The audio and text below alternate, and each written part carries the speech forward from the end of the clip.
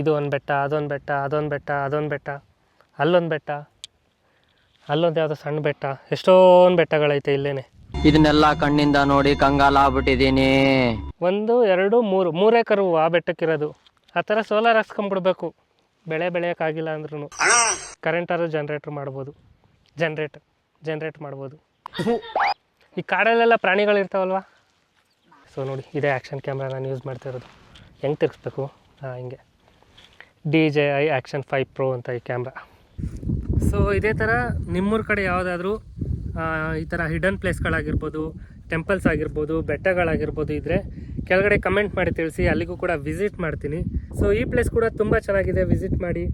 So Thimmappa ಸ್ವಾಮಿ ಬೆಟ್ಟ ಮತ್ತು ಇದು ಸಿದ್ದರಾಮೇಶ್ವರ ಬೆಟ್ಟ.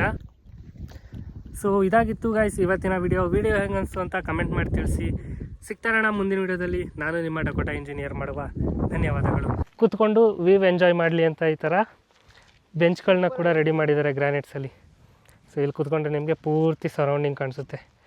360 ಡಿಗ್ರಿ ವ್ಯೂ ಅಂದ್ಕೊಳ್ಳಿ, ತುಂಬ ಚೆನ್ನಾಗಿದೆ.